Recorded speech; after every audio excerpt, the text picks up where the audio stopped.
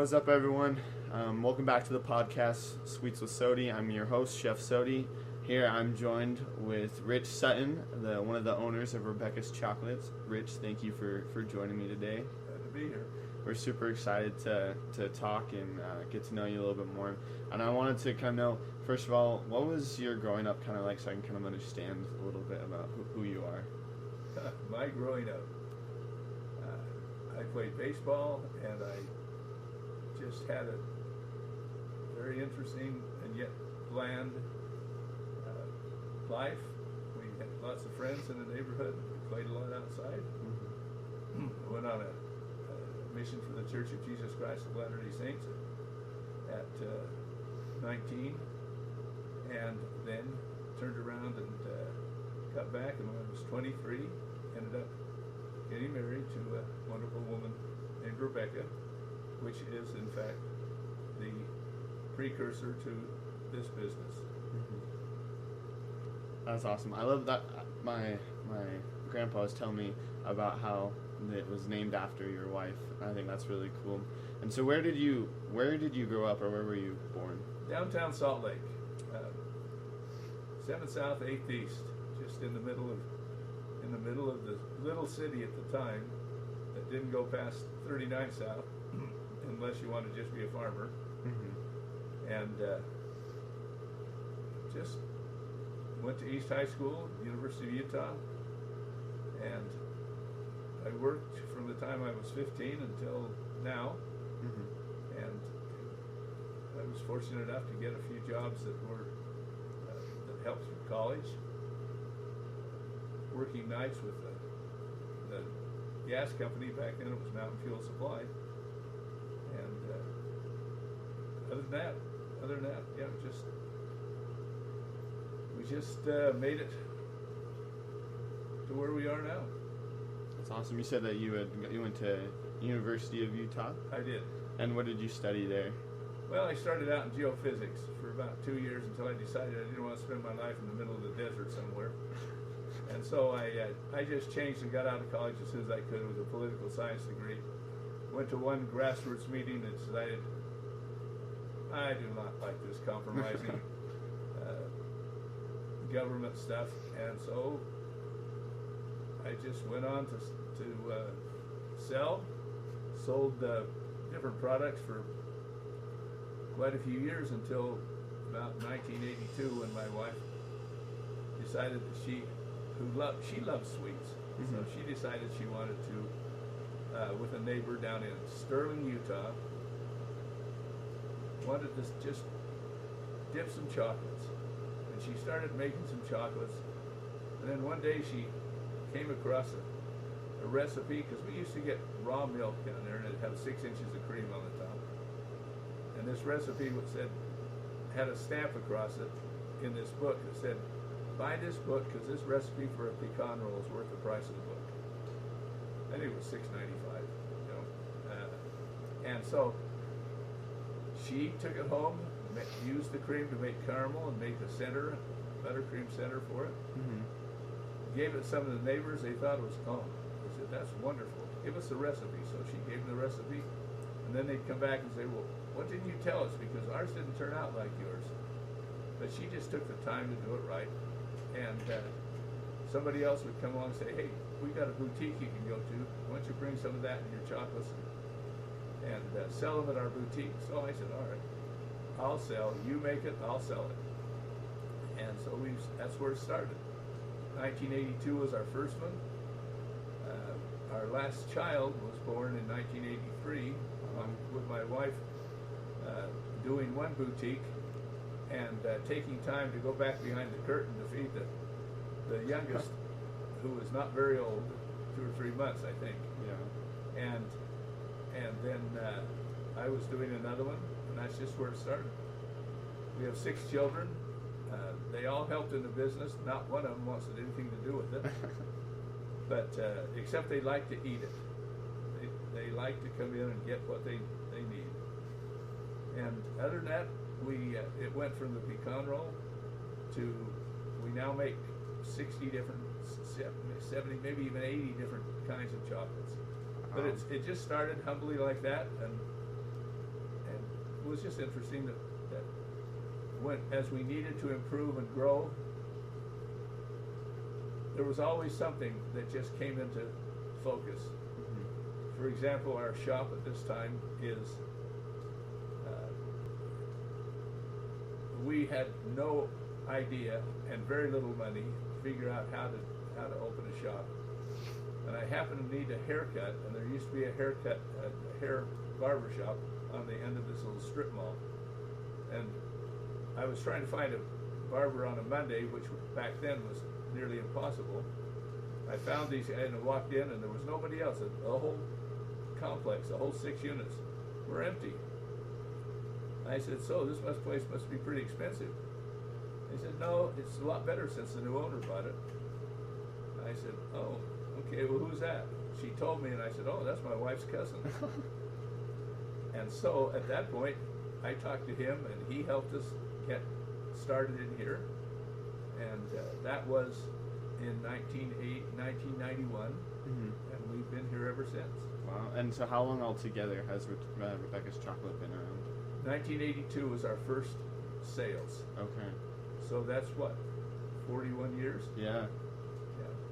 But that was just a part-time business because I was still selling industrial supplies when we lived in the town of Sterling, Utah. And I tell people that I changed my occupation from selling nuts and bolts to nuts and shoes. I love that. That's awesome. And so tell me a little bit of how you met your wife before all the business started up. In college, I was part of the University of Utah LDS Institute Choir. And we had a little separate group that when we performed someplace besides a church, we had a little separate group that did the intermission. And there were 7 of us, and we would practice every night at the Institute building. Not every night, sorry, Thursday nights. And one night I walked in, and I was about 5 minutes late, and there's this girl sitting at the back. She's waiting for her brother, who happens to be in our little group, to get a ride home. And I just looked at her, and I walked over. She had this apple sitting on her desk, and I just stood there and looked at her. She had her head down doing something, and I just stood there, and I put my hands behind my back, closed my eyes, opened my mouth, and she looked up and said, would you like a bite of my apple? And I said, I sure would. And I took that and literally went home that night and told my mother that I had met somebody that I could marry and be happier with than anybody ever known. And my mother said, oh yeah, we've heard that before. I said, oh, you've never heard anything like that. And it was just literally love at first sight. We were engaged in 3-4 months, I think, and married a year later. And this year we will celebrate, this next April we'll celebrate 55 years. Wow, that's awesome. Congratulations. Yeah. That is so cool. And so as you guys were getting started in Sterling, you said it was started out with just dipping chocolates, and it kind of progressed to now you're here. What has been some of the biggest challenges you've faced as you are growing your business? I don't think your podcast is long enough. I could probably count, I could count more than what my fingers and toes are to tell you how many challenges we went through and how somehow we made it through. But first of all, a challenge,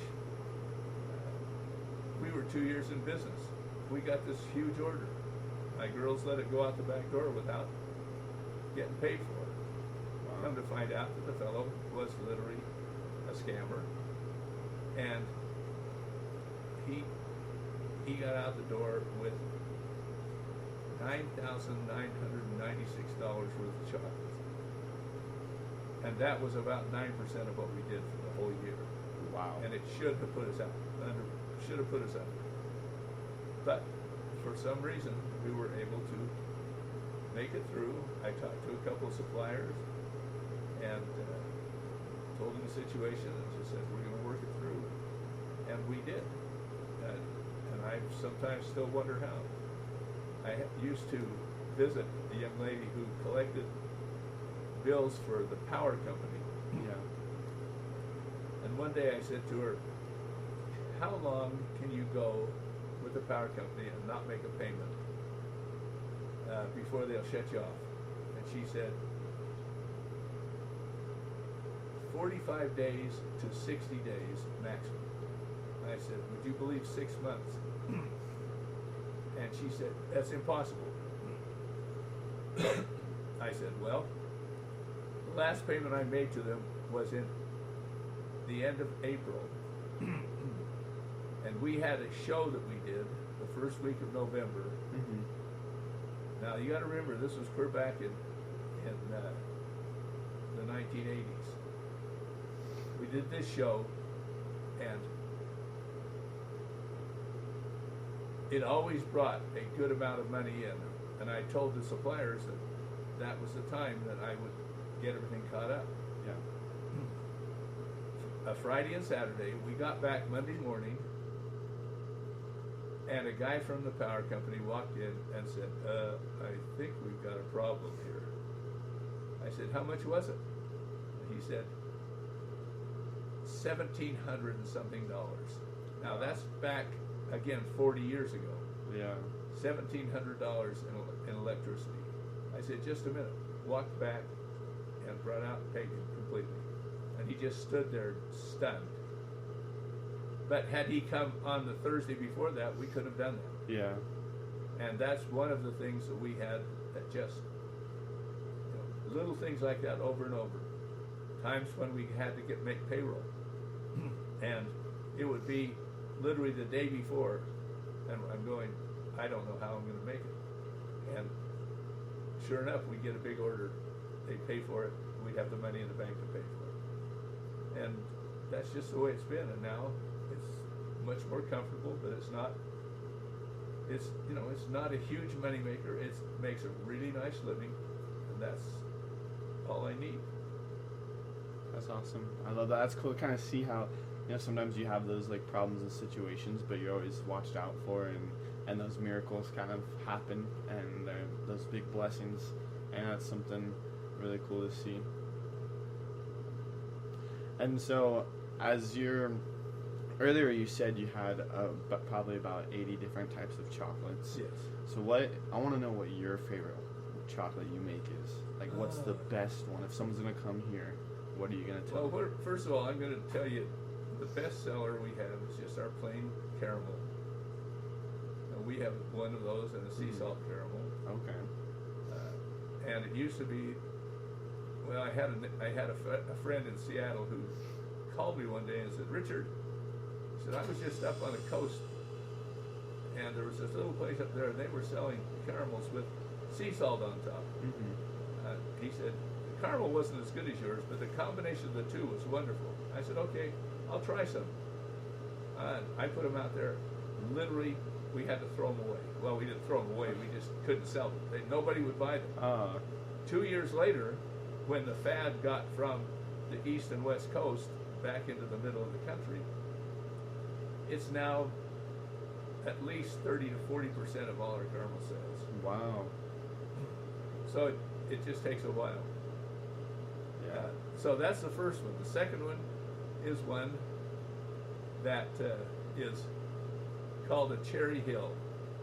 It's just a cream center. It has chopped cherries in it and chopped almonds in the outside chocolate. And I remember one boutique we went to when we first started. A lady came up and I had some samples out there for them, little cut up pieces. And I said, would you like a sample? She said, what is it? And I told her it was a Cherry Hill. And she said, no, I don't like cherry. Anyway, so we talked for a little while and I said, hey, come on, take one little bite of this and here's a garbage can. If you don't like it, spit it out. So she finally said, okay, I'll do that. She took one bite, and about 5 seconds later, she said, I'll take 2 pounds of those. And that's the way it's been with especially with that product. We make our chocolates different. Most people have a background in making chocolates. We didn't have any background at all in making them. We decided that we would make chocolates the way we like them, with the rich centers. And if people liked them, they could buy them. If they didn't like them, then we'd find another profession. But in fact, this has set us apart beyond most of the other people around. And I remember there was one chocolatier who I knew, but she didn't know me. And I got a phone call one day from her saying, "Do you make a key lime chocolate?" And I said, "Well, we just call it lime, but a lot of people say it tastes like key lime."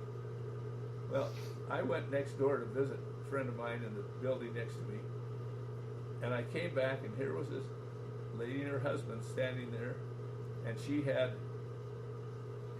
little paper sacks set on the top of the counter, probably 25 of them. Now, this was before we made 80 different flavors. Yeah. But she had different flavor in each one of them, and she bought like 2 or 3 chocolates in each one. And that was back when chocolates were $6.95 a pound, I think, something like this. You know, she spent $75, which we thought was amazing. Wow. And so when she was done, and she asked me about the key lime. Mm-hmm. Anyway, when she was done, she just backed up, and this little fellow, her husband, walked up, opened his wallet, and paid for all this stuff. And then they walked out, and I'm not going to tell you who it was, but I told the girls who were working there that, wait a minute, I said, "Do you know who that was?" And they said, "No." And I told them, and they said, "Oh, no." So I went online and found a 25-year-old picture of the husband and wife, and they looked at it, they said, "Well, she sort of looks the same, but he looks exactly the same." And so I've always wanted to put a sign in my window that said, "So-and-so buys her chocolates from Rebecca's." But I decided against that, that it was still fun to have that happen. That's cool. I love it always when you're working or when you have a business, someone comes in and buys something and you know them, like kind of like famous. It just makes you feel like, oh, I'm doing something right. I got, the good stuff that everyone's going to enjoy. Well, especially since the fact that it was a competitor. Yeah. And anyway, and there were a couple of chocolates that I really think they wanted to find out how we made them. And because I had some people who knew that, and they said that a little while later, this company came out with a chocolate trying to sort of imitate the Cherry Hill I talked about. Yeah. And he just said it's not anywhere near as good as yours. Wow. So anyway, fun things happen like that all the time. That's awesome. So you're talking about all these cool different flavor combinations. What is kind of the way that you and your wife kind of formulate your chocolates or make these flavors? Well, one of the things that most candy companies don't do is when you buy a chocolate from them, that the center is usually a sugar and water flavoring,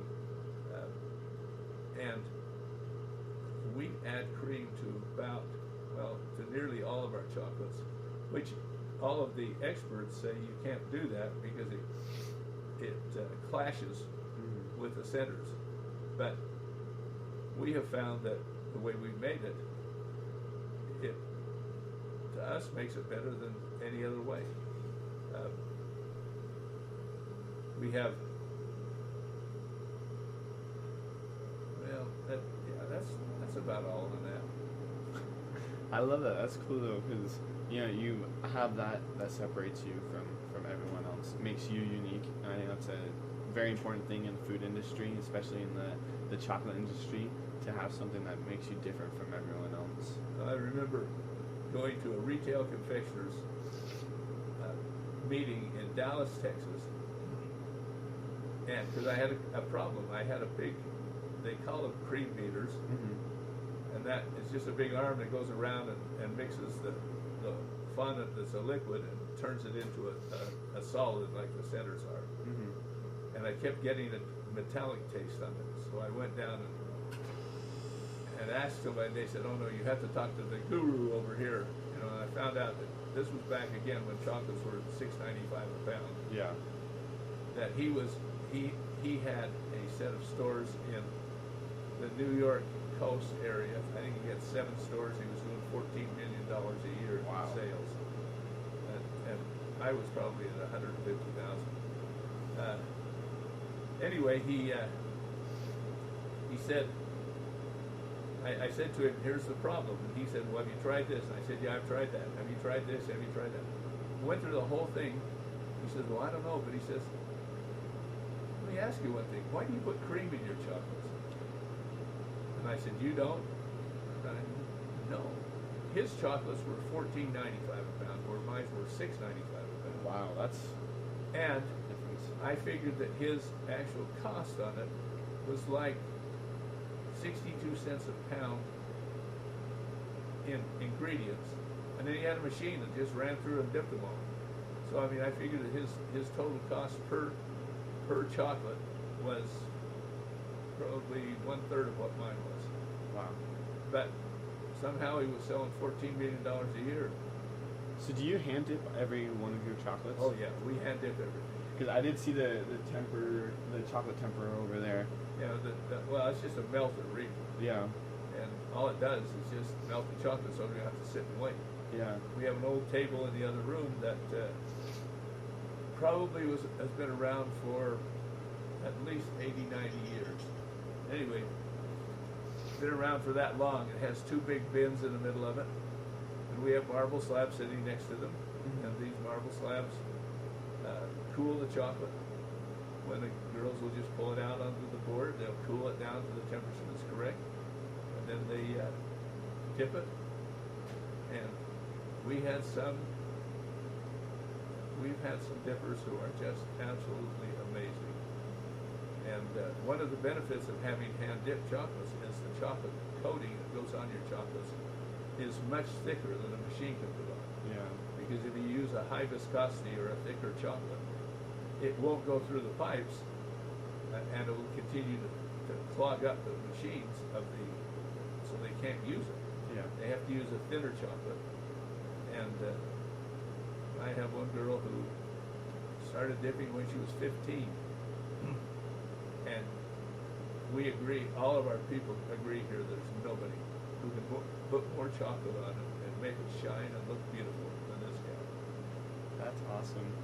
That's so cool. And so, if there was a young person that's trying to get into this industry, what advice would you give them to help them? Wow. Have lots of money. It would make it a lot easier.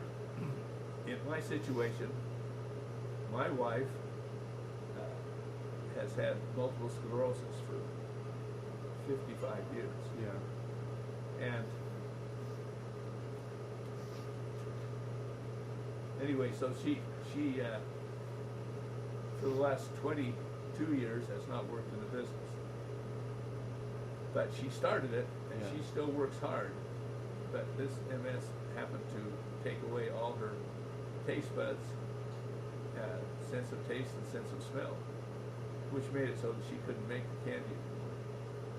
You asked me what I would suggest. I would suggest that if a person wants to be in this business, that they have a spouse, partner, whatever you want to call it, who is making a living, so that the other person can dedicate the time and put the money back in to the business to grow it to however they want to do it. Mm-hmm. Because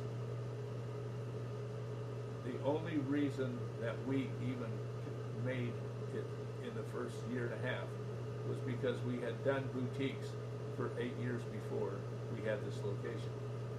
And they found out that we actually had a standing shop, and then they started to come here. And I literally, even now, after, 91 until 2023, I even now have people who said, I've driven by here for 20 years. I've still never seen your shop till today. Wow. So, if you want to be in this business, it takes a lot of money, it takes a lot of capital, but it depends on whether you want to sell retail, whether you want to sell wholesale. If you want to sell wholesale, then you've got to get machines, and you've got to do all this kind of stuff, because it just won't work any other way. Yeah. But it's a fun business to be in. As I say, it's a sweet business. I like that. Yep, it's pretty sweet to be in. And so, Rich, what is one thing in your life? It doesn't have to be related to like making chocolate or the confectionery industry, but what is one thing that you have learned that has impacted your life the most? I should have had to listen to these questions beforehand.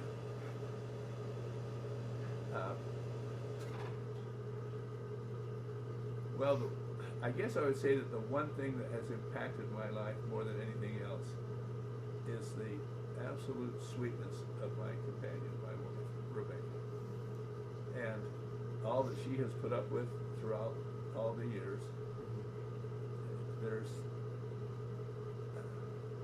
We would go to church, and I would walk around and say hello to somebody, and they would say, "Hi, Richard, where's your wife?" "Hi, Richard, is your wife here today?"